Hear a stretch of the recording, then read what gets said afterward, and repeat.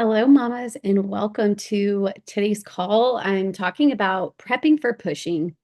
Um, I want to ask you, those of you who are here live, if you just can put it in the chat or you can unmute yourself, whatever's easier.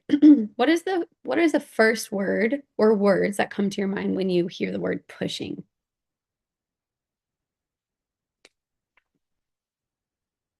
No wrong answer. Don't even overthink it. It's the very first things. Just what do you think of when you hear the word pushing? What does that word remind you of?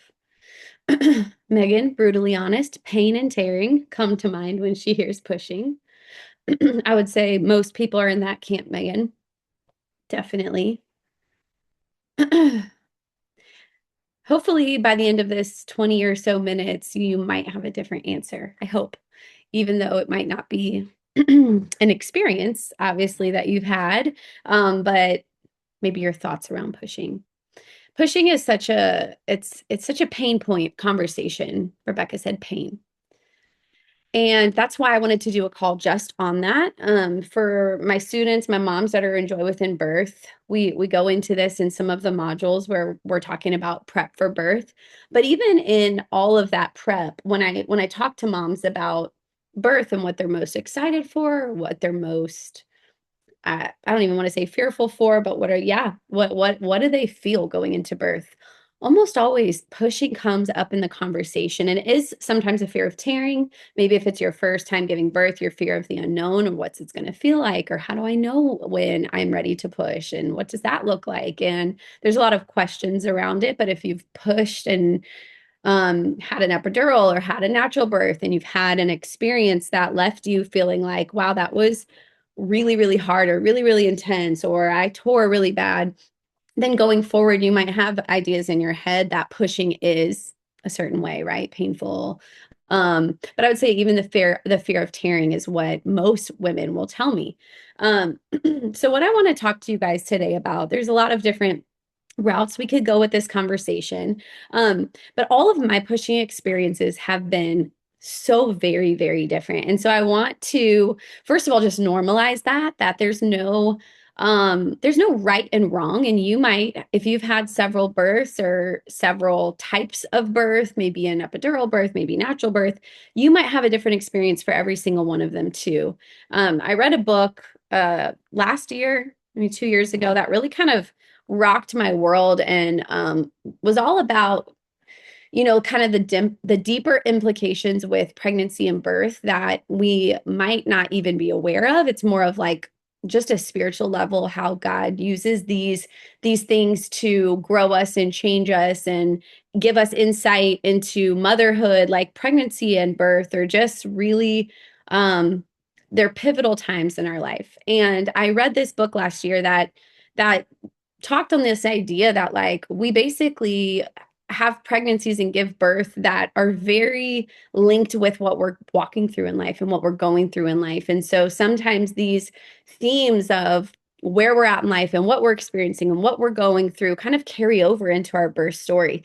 So when I talk to women about their birth experiences, it's not that this one way to do things is the correct way, and if this happened to you, this is wrong. I think we all go through the birth and the pregnancy of exactly what we are meant to experience. And I know that's like a deeper level of childbirth ed than maybe you've heard before, but it's just an idea. And I want to just kind of put your mind at ease too, that if you've had a hard birth or you've had a hard pushing experience, that doesn't mean that that's the case for every single birth for you. That it can look different, that you can prepare different, you can be walking and going through a completely different phase of life and have a completely different mindset. And so nothing that you've experienced before has to carry over.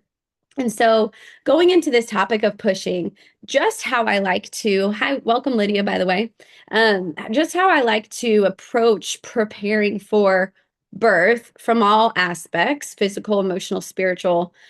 This phase of birth is no different. We should ask questions and prepare for pushing in all of those ways, or at least go back into our experiences and see like what could have been done or what was missing or what could be better physically, emotionally, spiritually in that phase of labor even. Um, but there's a few terms and a few things I want to just share with you before we get into these, break these down. But there's all types of pushing experiences out there. And feel free if you at any point want to put in the chat what your experience was like. But you've got something called the fertile ejection reflex. And this is something that, I'm sorry, the fetal ejection reflex, I call it FERS. This is an involuntary response that can occur during labor. This basically allows the baby to be expelled with very little effort on the mom's part. The moms that I know, and I can't really say that I fully have felt that, except maybe with Jude when I truly didn't know that he was coming out until he came out. There was absolutely no pain associated with that, but it was not an active pushing on my end where I was bearing down or doing very little effort. By definition, my body expelled him out. Now, you don't see that with epidural births. Typically, that is something that women experience when they don't have any sort of numbing or pain medication. But I say that, but there's women that I've read about, and I've read all sorts of things that you can have fetal ejection reflex, even a mom in a coma. Her body can push the baby out with her completely unactive and not an active participant in that. So that's very interesting. That doesn't happen to everybody. I'm curious if anyone in here, if that has happened to you, but I've heard it described like an out of body experience. This is a really vulgar way to put it, but vomiting out of your vagina is another way that I've heard it put, where like you just don't have any control. It's literally like this is happening. There's no way you're slowing it down. You're not actively doing this. This is just your reflex. Your uterus is pushing this baby out. And then there's another term, and this is called the Ferguson reflex. This involves basically pressure on the cervix, which is triggering your uterus to contract. And it does require the mom, though, to actively push. So this is where moms, maybe not even quite at 10 centimeters, start feeling a lot of pressure in their butt. I might hear moms say things like, I feel like I need to go poop. And that is the Ferguson reflex. Now, we can kind of break these down after I get through the prep part of this, but there's reasons why maybe pushing too soon is not encouraged. Nobody wants you to tear your cervix if you're pushing and your cervix isn't fully ripened or ready, or baby's not all like down in the proper station. You're going to be exerting a lot of energy that you should be conserving. But there's actually no literature that suggests that we shouldn't or we can't push before 10 centimeters, because you'll see, especially in multips, moms that have had more than one baby, they start feeling that Ferguson reflex and they actively are pushing their baby down. I wouldn't say this is not the same as purple pushing. I'll talk about that, but they are an active participant. They feel the pressure. They're moving with it. They're listening to their body with it. And the rest of the cervix, maybe they weren't fully dilated. The rest of the cervix just actively pushes out the way pretty easily, within 30 minutes or so of feeling that. So there is a difference, between someone feeling a Ferguson reflex type of thing, maybe around 5 centimeters when they really shouldn't be pushing yet. That could be the baby's position, an OP baby where the baby's back is on your back. That could be the water bag that's bulging, that's making you feel a certain way. There's not a lot of times that I recommend a vaginal exam in labor, very hardly, rarely, but that might be a situation where you're hearing a mom grunting and bearing down and pushing, and you're like, I just don't even know how far along she is. And maybe you do that for a long time and you're not seeing any change. Maybe you can physically visibly see that the perineum is not like moving down. And so that would be like one of those rare situations where I'm like, can we just see what the position of the baby is in, or can we try other positions so that you're not exhausting yourself, not that you're not swelling your cervix and things like that. The fetal ejection reflex, what I first mentioned, that doesn't happen until the very, very end. If you feel that, that's something that's going to happen right before the baby's coming out. So that's not something you're going to feel in the middle of labor, anything like that. Now, it's interesting because I've talked to moms that have told me that they've never, ever, ever felt the fetal ejection reflex. They've always had to be an active pusher. And then I've had moms that is their only natural experience, is like their body is pushing for them. I don't know exactly why some people, I have theories, of course. I don't know exactly why some people do and don't experience it. I can definitely reflect on my own labors where I was an active pusher for, my first two. And by Jude, he's my fourth child, but my third biological child, where I didn't push at all and he came out. So I can definitely share those experiences and what I think was different about them. But a lot of people who do have the fetal ejection reflex in some births versus not in their other ones attest it to be more of an emotional environmental thing, and feeling safe and feeling not distracted, or that there's people coming in and out, and that their body was able to kind of just get into this place of an out of body experience type of thing. So really interesting. Now in the hospital, there's different styles of pushing that you'll see there versus birth center or home birth. So again, if any of you guys in the chat have had different types of birthing experiences and linked that with different pushing experiences, I would love to hear that.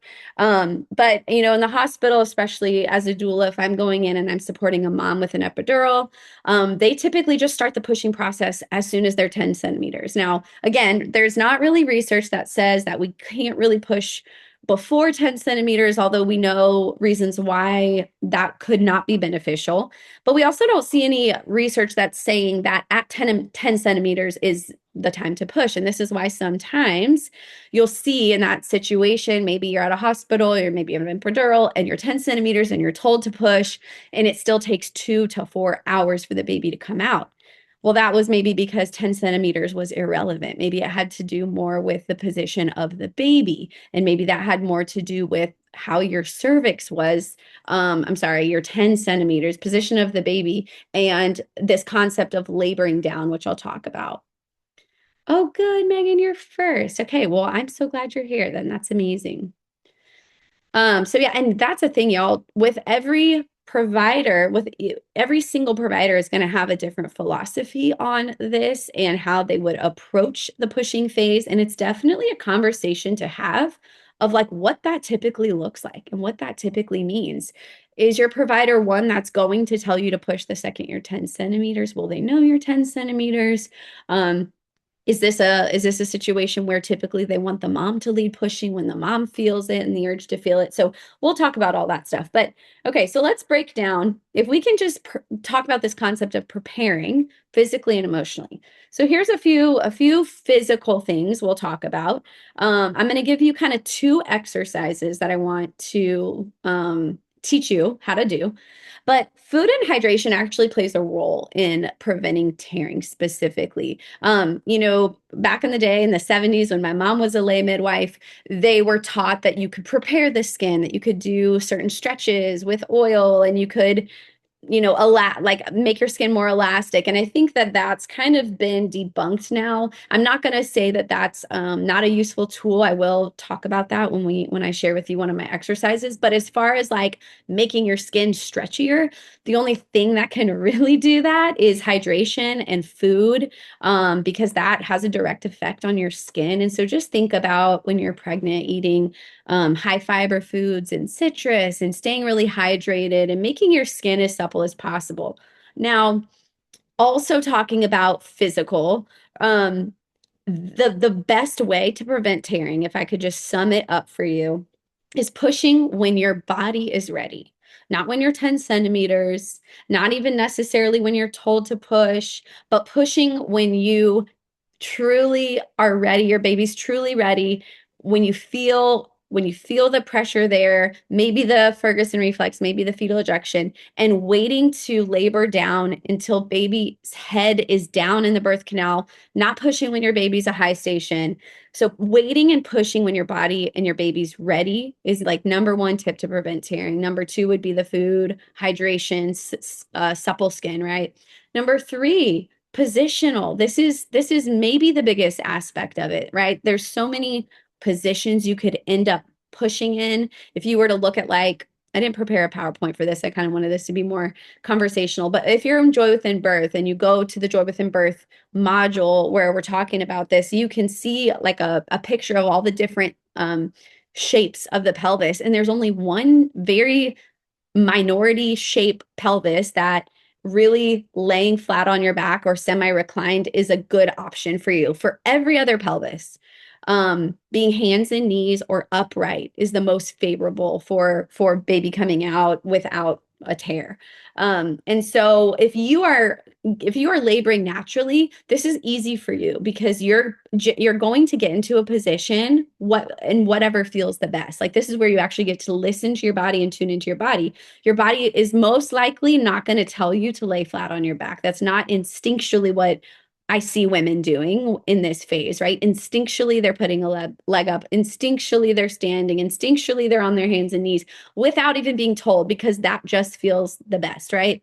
I've had two very rare occasion births where the mom tried everything and pushing. And again, these are both hospital. Let's see, one was epidural, and so we were kind of limited on positions where both of those women, the baby came out with the mom in a semi-reclined kind of orthotical position with, the typical Mick Roberts that you like see in movies where they're like holding their knees. So rare, like in all my hundreds of births, just two people that was the position that they needed to get in to help the baby make that final rotation. So I'm not saying not to do that. I'm just saying that the position of what feels the most comfortable is going to be the key for you here. So when I was pregnant with my first, I started seeing a physical therapist. I love seeing a pelvic floor therapist. I love seeing them in all my pregnancies. They help tremendously, you guys, with like, oh my gosh, just the way that we manage stress because there's such a connection with our stress and our pelvic floor. Being able to be able to figure out, is our pelvic floor too tight? Most of ours are, or too loose, and not just like exercises for pregnancy, but like carrying you into birth, carrying you into postpartum. So with Koa, one of the most like mind expanding experiences I had was a pushing practice one. And so what she did, I don't know what they're called. I always say they're like those stem cell stickers. Y'all know what I'm talking about. But she placed them on my inner thighs and between in my butt cheeks. So trying to gauge, she's measuring the muscular response in my entire pelvic floor, my whole area down there. So this isn't like the stem, like I'm not like, there's not painful, there's no shocking or electricity, but she's able to measure my exertion, my physical exertion. And so what we did was I got into several positions that I could potentially be in for pushing. So side lying with a leg up, hands and knees with my arms over the edge of a bed, um, hands and knees with my arms over the edge of a ball, in a semi squat position, holding on to my husband, several different positions that we practiced. Now, when you guys think of pushing, do you imagine like bearing down, put like effort, like you're straining, you have to like physically, that it's like this strength, this force that you are pushing something out, right? I know even as like a midwifery student, as a first time mom, when I went to my pelvic floor thinking pushing practice, this is what I'm picturing. Like we're practicing bearing down somehow. And this was the complete opposite. So what she was interested in looking at on, scientifically on the screen was what position are Haley's muscles the most relaxed in? Because when your pelvic floor is the most relaxed, that is when you open the most. It's the complete opposite, I think, of how we are taught about pushing in general. So it was not how strong, how her muscles are the tightest, but that was also information we needed. What positions is she the most tense in? What position are my muscles not giving way, the most tight? So this was so incredible because I was able to see on a screen, but also feeling it. I could actually put my hand like down in my perineum and actually feel during these practices, did I feel soft and supple and open, or did I feel tight and strained and rigid? And so what I noticed was the positions where basically my head was not facing anyone else. And also the positions that my husband was able to have like a hand on me. So for instance, the one where I was facing the opposite, like the room was in front of me. If I was facing behind me at the wall, but Jeremy had his hand on my shoulder, we could see on a screen my pelvic floor just soften and open. And I was like, wow, like I was able to close my eyes, have no distractions, feel that love and support. And when we're practice pushing, it is like bearing down. It's like taking a poop. Okay. So we're like taking a deep breath and like, okay, we're kind of taking a poop. But the difference is I'm not tightening and squeezing. I'm trying to push down, but open and soften and make sure my pelvic floor is actually really supple. So it takes a little bit of practice because I do think it's different than anything we've ever talked about. But that for me was so like it was such great information going into that birth that I was like, okay, this is how I'm going to, when I start feeling that pushing reflex, I'm going to take these positions into account, right? And then the ones that I was the least relaxed, the most tight, things like the squat and different positions, I just didn't even bring into the table at all. So you might not be able to see that on a screen, but you can still practice this. You can kind of just feel like, what are my legs able to relax? Like you want your butt cheeks, your legs, your inner thighs, all those muscles are all a part of that. What position do you push the most comfortable in? Are you the most soft and open and relaxed in? And those are also words when you think of pushing that I want associated with that. Instead of pain, think about melting. Instead of like tension, think about soft. That's a very different way to think about pushing, right?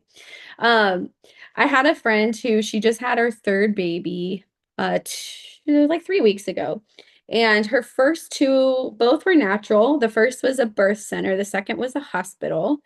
Her third was a home birth. And I hope she responds. I don't know if she'll respond during our time frame, but she was most fearful about pushing. And she kind of had that experience of just like pushing with all her might, tearing, feeling just like, oh my God, that was so intense. I never want to do that again. Like, even though her natural births were great and beautiful, the pushing just really, like, that was really, really hard for her. So, going into this first home birth, we did some mental prep with her and talked about, like what can she do differently going in. And so one of the things I wanted to a practice exercise that I wanted to give to her, so that's your first exercise, and I'm going to give you the second one, but your first exercise is kind of a simulated pushing.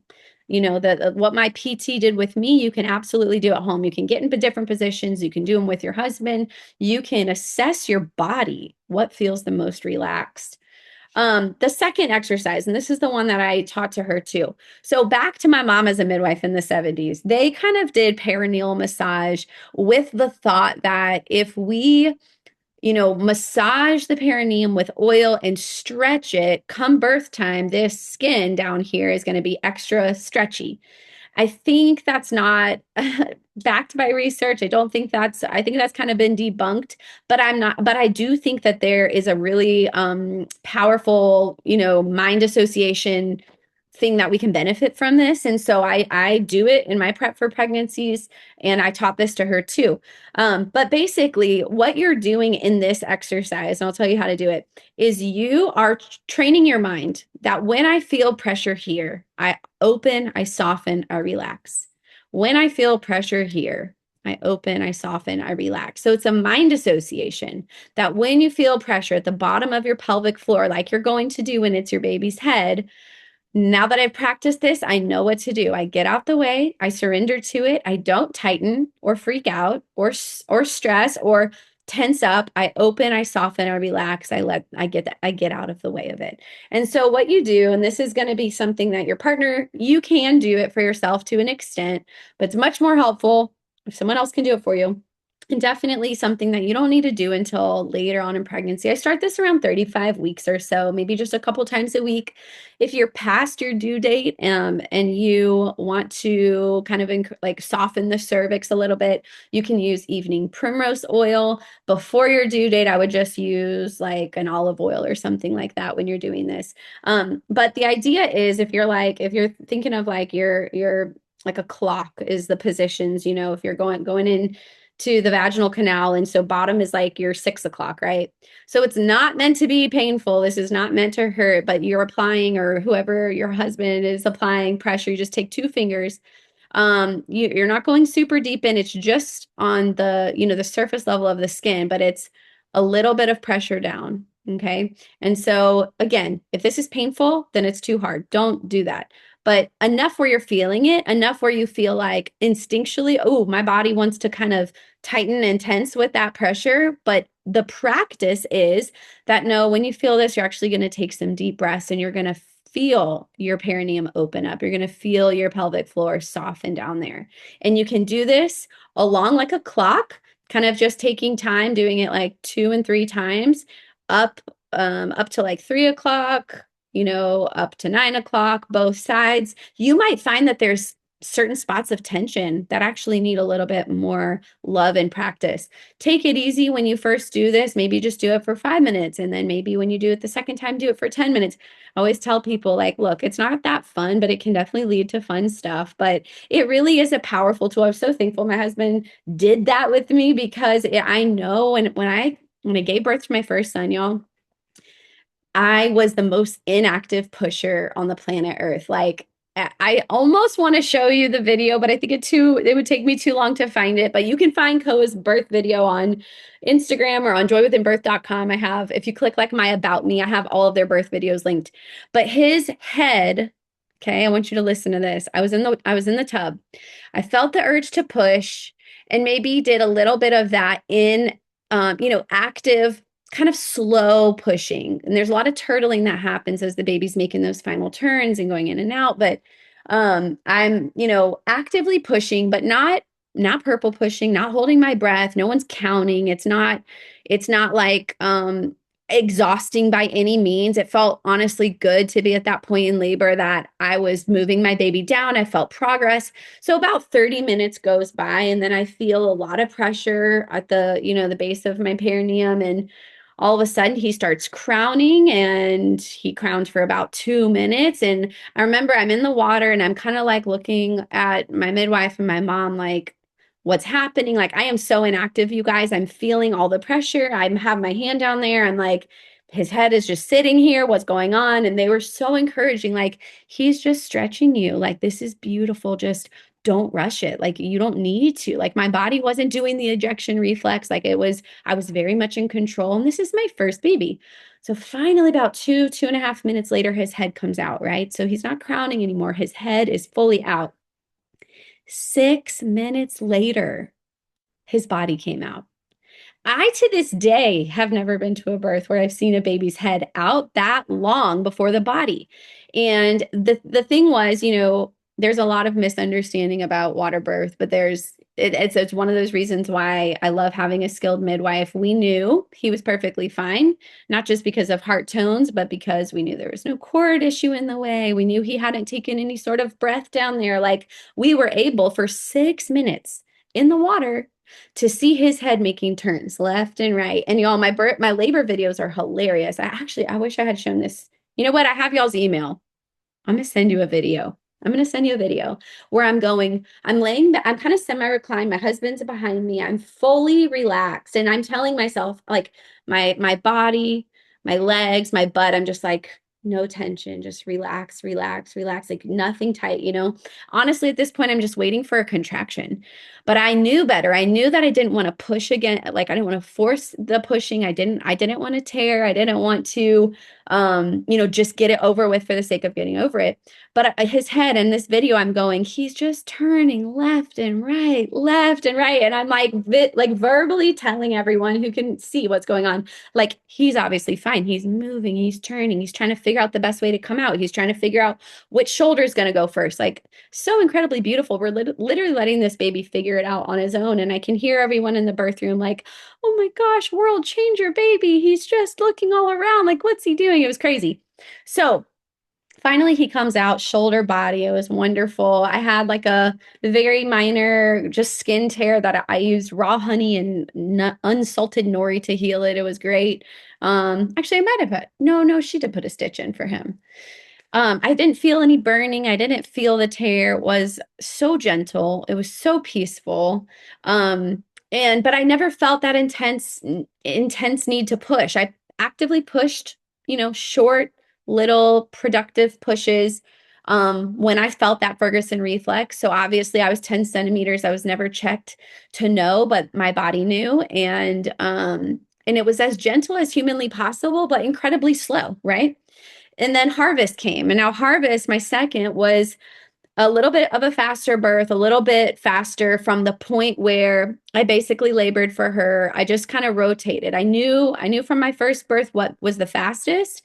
So I just went from the shower, hands and knees in the shower, to the toilet, hands and knees to the shower, toilet. And then all of a sudden, hands and knees, or standing in the shower, all of a sudden I felt butt pressure. And I immediately said, all right, I'm ready to get in the tub. I walked outside to the tub.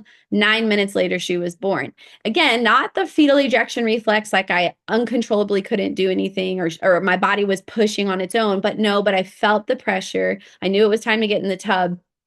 For her, again, found myself semi-reclining. This time Jeremy's not in the tub. He's behind me touching me, but it's not kind of the same exact position as Koa.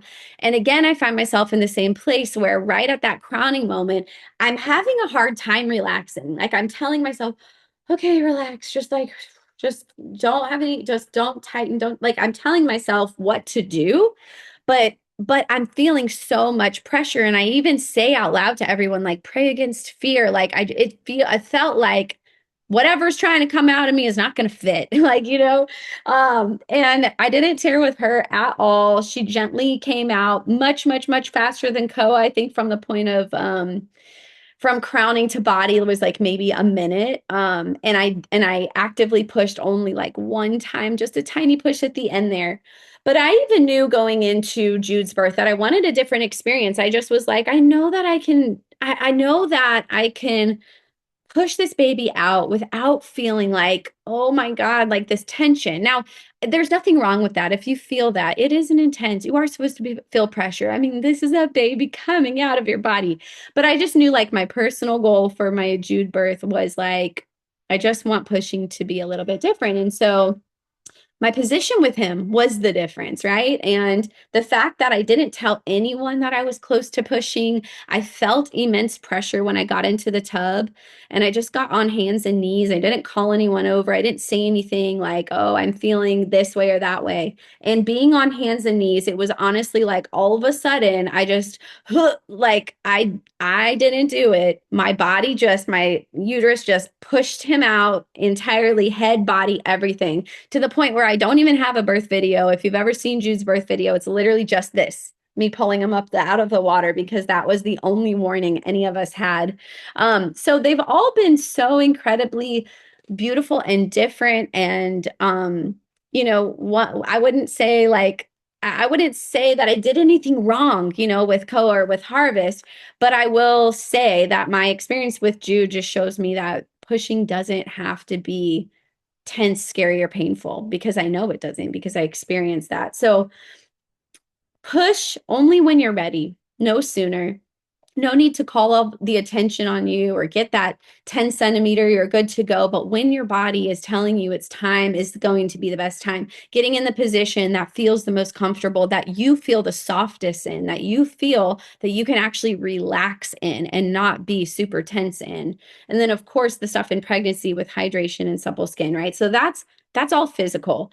One more thing too that you guys could be doing as an exercise, in addition to the simulation pushing, the perineal massage exercise. Remember, again, more about the mind association. When I feel pressure here, I open and I soften. The other thing that you might consider doing is not just a Kegel, but a Kegel reverse Kegel. Now, there's a lot of different theories on Kegels. I think, in the past, we were told that having a super tight pelvic floor and doing your Kegels every day is the best thing ever. And we've definitely found that that is not the case for um uh for natural birth. A tight pelvic floor is a tight pelvic floor that can tend to make things more painful, slower, um and increases the ability to tear, quite honestly. So it's not just about the strength of your pelvic floor, right? It's actually about the pelvic floor's ability to come back down to open, relax. So where I like this exercise is if you're doing Kegels, yes, I mean, there are definitely some people that need pelvic floor strengthening. When I saw my pelvic floor therapist, she said the vast majority of women have too tight of perineums, and that is not usually the problem. Usually the problem is that we live in a constant state of tightness and we don't actually know how to loosen and relax. And that's because as women, our stress is directly linked to our pelvic floor. This is partly the emotional part where, like, why it's hard for us to get intimate when we're stressing with something with our husband. Like, there is a mind body for sure connection there. This is why in labor, if you are super tense and you have your jaws clenched or your fists are clenched or you're breathing shallow breaths, why your pelvic floor is also tight. There is a connection with so many aspects of our bodies and our minds with our pelvic floor. But the Kegel, if you do a Kegel, okay, and I think you guys might all know how to do this, but let's just say you're doing, like, we call it elevator Kegels, where try and relax your bottom, your pelvic floor, and close your eyes if you need to. I feel like we should just do this together. And so you're breathing in, and actually, it's the opposite. So take a deep breath in as you're blowing out. So breathe in as you're blowing out. That's when you do a slow tighten. So imagine like you're zipping something up, or you're like going up an elevator. So it's like a slow tighten. It's not like 0 to 100 holding your Kegel. Remember, like, this is the muscle you use when you're going pee. Okay. So if you like need to think about for a second what muscle that is. But like as you're blowing your breath out, it's a slow zipper up as high as you can, tight. Hold it for like 3 seconds, and then reverse Kegel, unzip, and so now take a deep breath in as you're unzipping. Okay. And so what I found when I first started doing stuff like this with in my pregnancy with Koa was that it was really hard for me to come down. It wasn't that hard for me to zip up. It was really hard for me to zip down. And so that's important because we need to zip down when we're pushing. We don't need to be tight when we're pushing. Now, where like a tight pelvic floor comes in handy and why that is a good thing to have is, first of all, in labor, it helps with each contraction as your baby's getting pushed down in the birth canal. It helps your baby flex their head into the smallest position, which is the occiput part of the head, which is the part of the position of the head that you want coming out. It's the smallest presenting part. If you have strong pelvic floor muscles, it's going to cause the baby to flex like that as they're coming out. So yeah, that's a great thing. Postpartum recovery, great reason to want to have a strong pelvic floor, right? Not peeing on yourself in pregnancy, incontinence, postpartum. Those are all reasons why we want to have a strong pelvic floor. But we also want to be able to know what it feels like and to know how to relax our pelvic floor. Because if you're trying to push and your pelvic floor is tight, that's going to be hard, long, painful, and probably going to cause you to tear. So as you're doing Kegels, unzip and do the reverse Kegel, and now practice the ability to completely let go and feel what it feels like to have no tension in your pelvic floor. It takes some practice. It's not that easy. You can practice it while you're urinating, although you don't want to get like a UTI. So I don't know if I like love that idea, but if like you need a gauge point of like how relaxed and tight can I get, that's a great indicator, but I wouldn't say that that's how you should like practice it. The other thing too, that I, learned is alongside Kegels, you also want to be doing, if you're going to be doing Kegel reverse Kegels, you also want to be doing some deep squats, kind of just intermittently throughout the day, not like you're hitting the gym doing like 50 squats, but like as you are pregnant and you're bending down to pick things up, think about picking things up in a squat.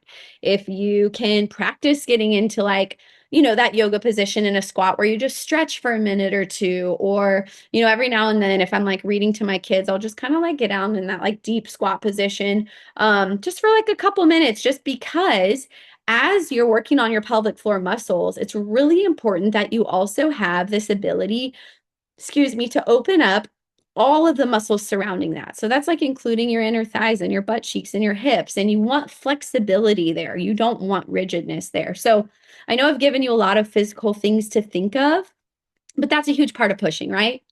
And then I think the big piece of the puzzle too that we just really don't talk about enough, just in birth in general. But of course, if you're a student of mine and enjoy within birth, I have an entire module called Nourish the Mind, where we talk about the emotional prep for labor and for birth.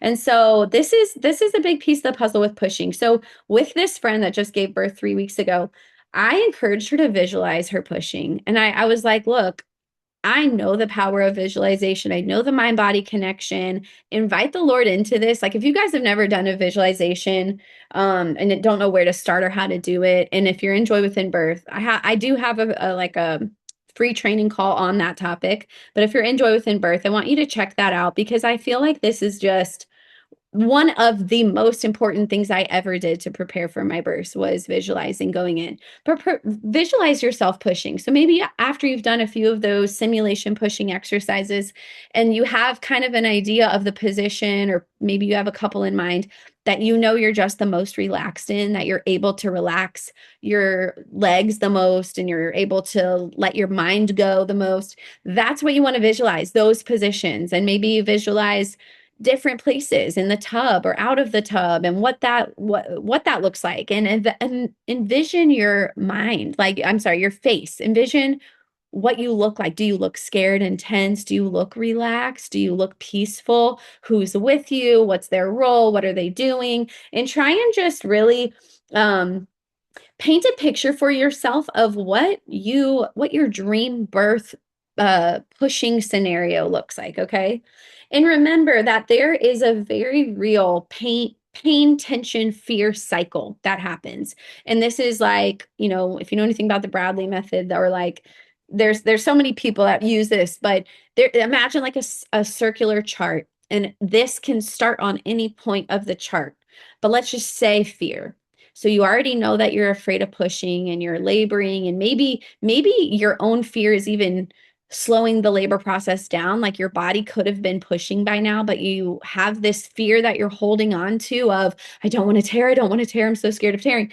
That now that fear is translating into kind of shortness of breath as labor is progressing. Maybe that shortness of breath is not delivering the proper oxygen it needs to your muscles to recover, to your baby. So now your contractions are happening more frequently than they need to. And maybe it's also leading to muscle tension. And now you're more tense than you need to be. You're having a very hard time relaxing during contractions, even between contractions. And this cycle can happen at any point, but they're all related, because then the increased pain, or at least the increased perception of pain, is causing more fear. So your mental state approaching pushing matters, because if you go into that phase with fear is going to dominate biologically a lot of factors. Like it can slow you down, it can increase your pain and your perception of pain. If you can change your language about pushing now and start saying a different story about pushing. Pushing doesn't have to be painful. It doesn't have to be hard. Yeah, it can be intense. It can be. And it can be a point in the labor where you might look back and go like, "Oh my gosh, like that was so intense." There's nothing wrong with that. But is it something you need to fear? No, absolutely not. God designed your body to do this. Their heads mold in the most perfect, incredible way to fit properly. It's more of a matter of us getting out of the way and us not pushing before it's time, and us not, lying on our backs when we're told to, or pushing too early when we're told to, but also going into birth with no fear of it and just being actually excited that pushing means I'm done and I did it and I'm holding my baby, and it's actually the best part of birth. One of my favorite experiences was Koa's, the first one, where he was out for 6 minutes, and I literally had this like supernatural moment where I was like, oh my gosh, my baby is half in the world and half out the world. My baby is half in me and half out there. Like, what an incredible thing we get to do with our bodies. I love how slow it was. I savored it. I remembered every minute of it. And when I looked back at it, I didn't think it was intense. I didn't think it was scary. I didn't think it was even that painful. It was more just like a stretching. It was this moment where your body is doing something phenomenal to get this baby out and into your arms. And so look forward to pushing. Pushing's fun and incredible. It's the end. Yes, it can be intense, and that's okay. I also want to relieve your mind that tearing should be the least of your worries. And I honestly mean that. Like I had someone message me on Instagram earlier that was like, who cares about pushing and tearing? Let's talk about back labor. Like that's horrible, you know? And I'm like, oh my gosh, you're right. Or, there's even things that I could talk about postpartum that I think we should fear more, talk about more, prepare more than this, you know? So emotionally, if we tell ourselves that pushing is a wonderful thing, we might just start to believe it. We might visualize something completely different. We might experience something that's more gentle than we even knew possible if we're not so afraid of it.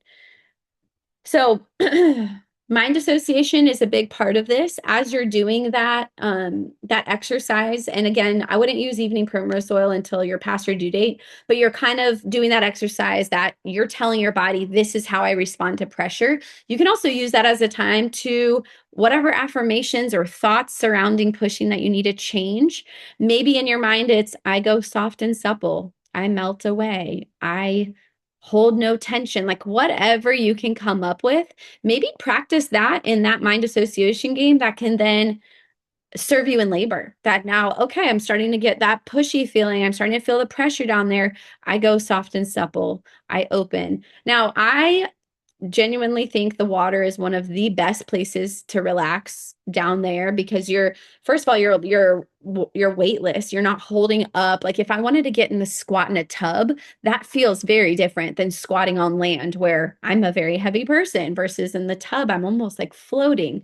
But there's somewhat of a natural perineal support that happens with the water.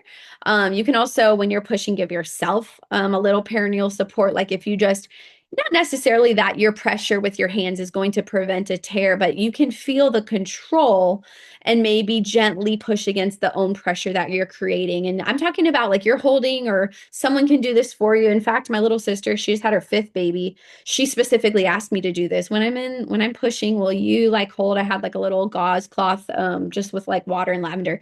So it's like the area between your vagina and your butthole, that perineum, just kind of hold it. And I'm talking very light pressure, just hold it there so she knows just to relax that spot. And so I'm not assisting her pushing in any way by doing that, but it's more of, again, I think more of a mind thing of just like right here, relax right here. Don't, push through this spot. So I know that's a lot. I gave y'all some physical, some emotional things to consider, but and this went so much longer than I anticipated. But I do want to take a moment. If anyone has a question, I'm going to turn off this recording. So thank you everybody who watched the recording. I hope this was really helpful. But for my mamas who are live, if y'all want to ask any questions that I could help you with before I